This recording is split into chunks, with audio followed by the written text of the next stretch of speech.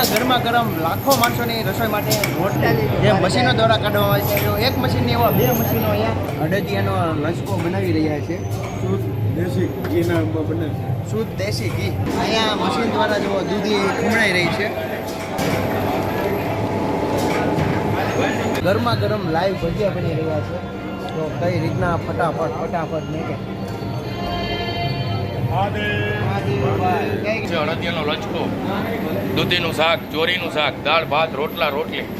ગિરનારી હર હર મહાદેવ આદેશ આપણે છીએ અત્યારે જે ગિરનારમાં જે મહાશિવરાત્રિ ચાલી રહી છે અને ખૂબ જ મોટો ભવ્ય જે રસોડું ચાલી રહ્યું હોય છે કે ગોરખનાથ બાપુનો જે આશ્રમ છે તે જગ્યા ઉપર મોટામાં મોટો રસોડું જે આ જગ્યા ઉપર ચાલી રહ્યું છે અને લાખોની સંખ્યામાં ભાવિ ભક્તો જે આ જગ્યા ઉપર અન્ન ગ્રહણ કરે છે તો તેની રસોઈ કઈ રીતના બને છે તે તમામ વિગત હું તમને વિડીયો દ્વારા શેર કરવાનો છું. ચેનલમાં હોય તો ચેનલને સબસ્ક્રાઈબ તેમજ વિડીયોને લાઈક કરવાનું ભૂલશો નહીં. અને હવે આપણે જે આખી તમે જે જગ્યા જોઈ રહ્યા છો ને તે જગ્યા ઉપર જે ભાવિ ભક્તો હરિપ્રસાદ ગ્રહણ કરે છે તો હું તમને નજીક જઈને બતાવું કે કઈ રીતના તેની વ્યવસ્થા છે. હવે જ્યાં એક સાથે લાખો માણસો જે પંગતમાં બેઠીને હરિપ્રસાદ ગ્રહણ કરે છે તે જગ્યા ઉપર આવી ગયા છે. અહીંથી તમે જુઓ ખૂબ જ વિશાળ ભવ્ય જે બેઠક વ્યવસ્થા કરવામાં આવેલી છે. ઘણા બધા એવા લાઇનમાં ટેબલ ગોઠવવામાં આવે છે. ઘણા ભાવિ ભક્તો અહીંયા સેવા પણ આપી રહ્યા છે. હવે હું તમને અંદર જઈને બતાવી કે કઈ રીતના તેનું ધમધમતું રસોઈ બની રહી છે તો વિડીયોમાં છેલ્લે સુધી જોડાઈ રહેજો. તમામ માહિતી હું વિડીયો દ્વારા શેર કરીશ. શરૂઆતમાં જોઈએ તો અહીંયા જે ઘણા ભાવિ ભક્તો છે કોથમરી તેમજ અલગ જે બકાલું સુધારી રહ્યા છે અને સામેની તરફ આપણે આગળ જઈએ તો જે ભાવિ ભક્તો કે સ્વયંસેવકો જે રોટલી બનાવી રહ્યા છે. સર્વપ્રથમ આપણે જોઈએ તો અહીંયા ઘણા ભાવિ ભક્તો જે છે ને શાક બકાલું સુધારી રહ્યા છે, દૂધી છોલી રહ્યા છે, સામેની તરફ કોથમરી છે અને હવે અહીંયા એક સાથે દેશી ચૂલામાં અને જે અહીંયા પ્રાઇવેટ ગેસ ઉપર પણ અહીંયા રોટલી બનાવી રહ્યા છે અને દેશી ચૂલામાં રોટલા બની રહ્યા છે તે પણ હું તમને વિડીયો દ્વારા શેર કરું. ત્યારબાદ અહીંયા રોટલી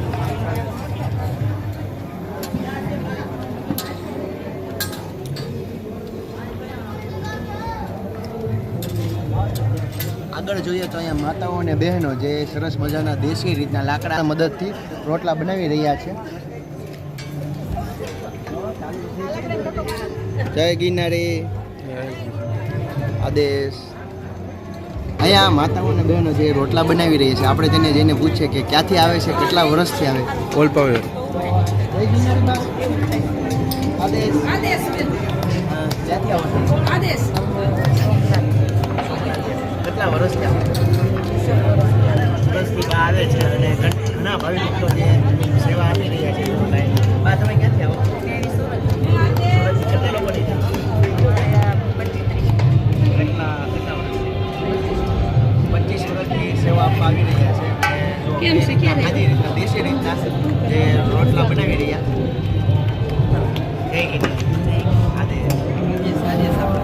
ગરમા ગરમ લાઈવ ભજીયા બની રહ્યા છે તો કઈ રીતના ફટાફટ ને કે જય ગિરનારી આદેશ.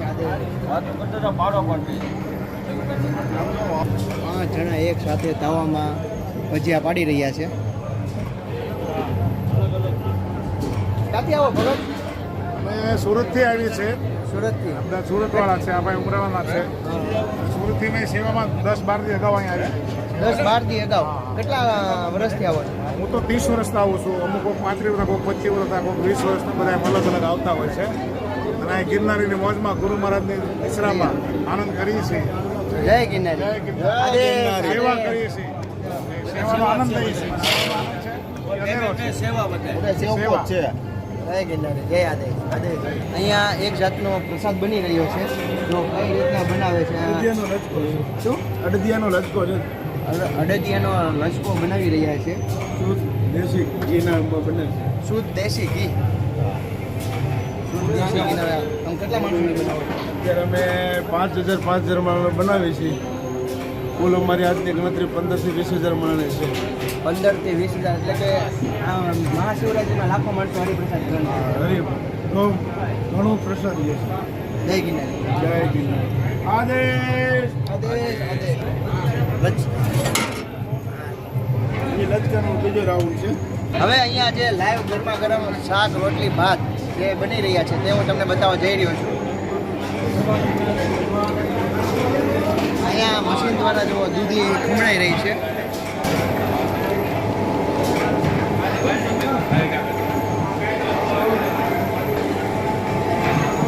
અહીંયા તમે જો દૂધી મશીન દ્વારા ખમણેલી છે ને એનો આખો ટોપ બનાવેલો છે.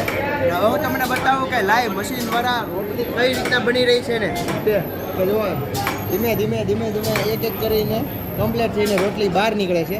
અહીંયા ઉપરથી ભાઈ તેની પ્રોસેસિંગ ચાલુ છે.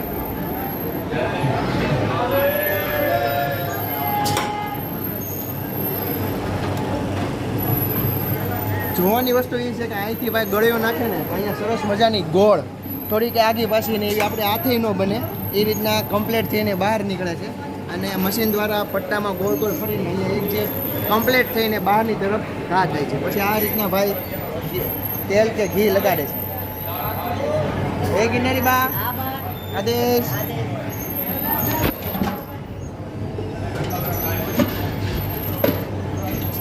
અમારો વિડીયો ઉતારી લેજો બહાર જાય બસ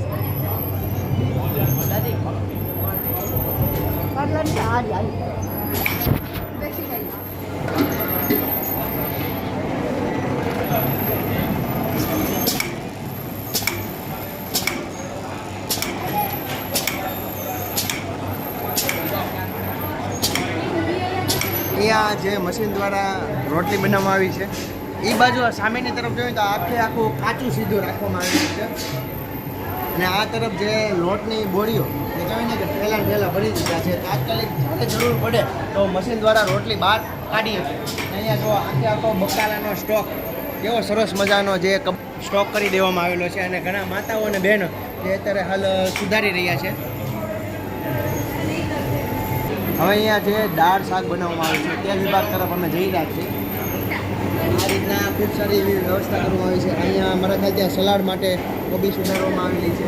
અહીંયા પણ દૂધી ખમણીને આ જગ્યા ઉપર ટોપમાં ગરમ કરી રહ્યા. હવે જઈ રહ્યા છીએ દાળ માટે. ગરમા ગરમ લાઈવ દાળ બની રહી છે.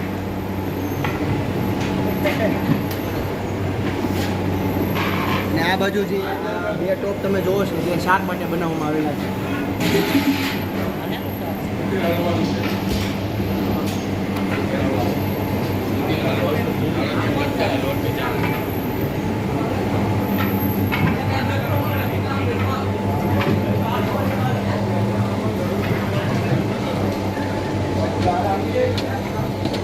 હવે અહીંયા પ્રસાદમાં દૂધીનો હલવો અને લાઈવ લચકો જે બની રહ્યો છે. આ જે બે ટોપ છે ને તે દૂધીના હલવા માટે છે. તો હલવાનું કાલનું છે. આજનું મેનુ છે અડદિયાનો લચકો, દૂધીનું શાક, ચોરીનું શાક, દાળ ભાત, રોટલા રોટલી. આજનું મેનુ એ છે. કેટલા વર્ષથી આવો છો? મારું નામ ભોલાભાઈ શ્રવણ જામકનોડાથી આવું છું. 20 વર્ષથી ગુરુ ગોરખનાથ આશ્રમમાં સેવા કરવા આવું છું. અમારા ગુરુ શેરનાથ બાપુનો આશ્રમ એટલે અહીંયા શિવરાત્રનો મેળો 5 દિનનો મેળો. એટલે મેળો એટલે કે ભોજન ભજન અને ભક્તિ ત્રિવેણી સંગમ છે. પણ અમારા બાપુના આશ્રમની અંદર 15 દિનનો મેળો થાય. અગાઉ 5 દિવસ ને વાયલા 5 દિવસ એટલે 15 દિન. ઓમ ગણો તો અમારા ગુરુ ગોરખનાથ આશ્રમમાં 365 દિવસનો મેળો જ છે. તો જય ગિરનારી આદેશ. જય ગિરનારી આદેશ. આજની પ્રસાદીમાં કઈ કઈ વસ્તુ છે તે હું તમને બતાવું. રોટલી છે, દેશી ચોલા ઉપર બનેલો રોટલો. પછી મિષ્ટાનમાં જે વાત કરીએ મોહન થાળ, અડદિયો છે, ભજીયા, કઠોળનું શાક, અહીંયા રીંગણા બટેકા દૂધીનું શાક, દાળ ભાત, વેફર એવી અહીંયા છેલ્લે છાશ. આ રીતના ખૂબ સારી એવી વ્યવસ્થા કરવામાં આવી છે. લાખો માણસો જે આ જગ્યા ઉપર હરિપ્રસાદ ગ્રહણ.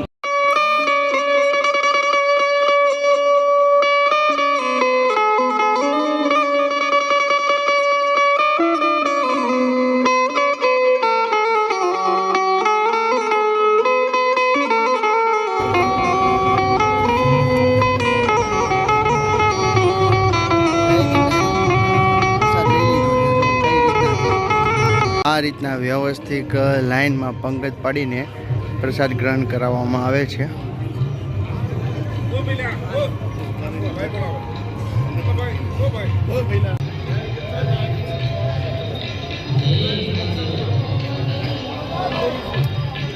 ગિરનાર ગુરુ ગોરખનાથ આશ્રમ ભવનાથ તળેટી જુનાગઢ.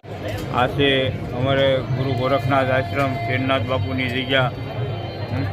અહીંયા અમારે રોજને માટે 2000 માણસનું રસોડું 12 મહિના ચાલુ જ હોય છે, 365 દિવસ.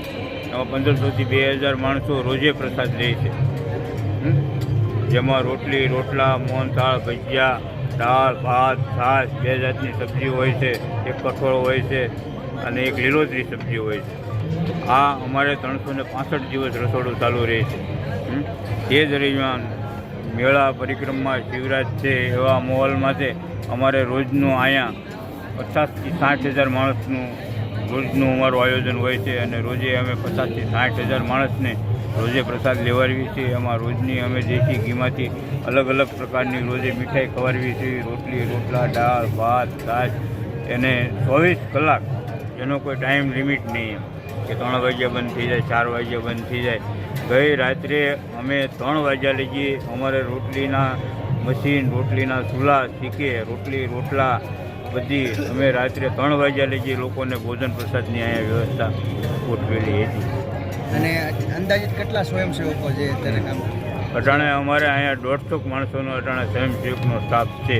જેથી અમારે ત્યાં તો માણસો તો દાદા છે, છતાં અમે 150 માણસને જ અમે અટાણે આવરીએ છીએ. એનું કારણ છે કે અમારું પહેલેથી જ અમારા ગુરુ મહારાજનું ગોરખનાથ આશ્રમને એવા નિયમ રાખે કે થોડા માણસોની અંદર મોટી વ્યવસ્થા ગોઠવી અને વ્યવસ્થિત વ્યવસ્થા ગોઠવી, જેથી કરીને માણસને કોઈ જાતનું ડિસ્ટર્બ ન થાય. જ્યાંથી એન્ટ્રી કરે ત્યાંથી જ એને ખાલી જમી અને થાળી મૂકીને જ નીકળી જવાનું. કે એ વ્યક્તિને એટલી બધી અમારી એટલા માણસોની વ્યવસ્થા હોય છે કે એ દરમિયાન એકબીજાને કોઈ પણ ટચ ન થઈ શકે.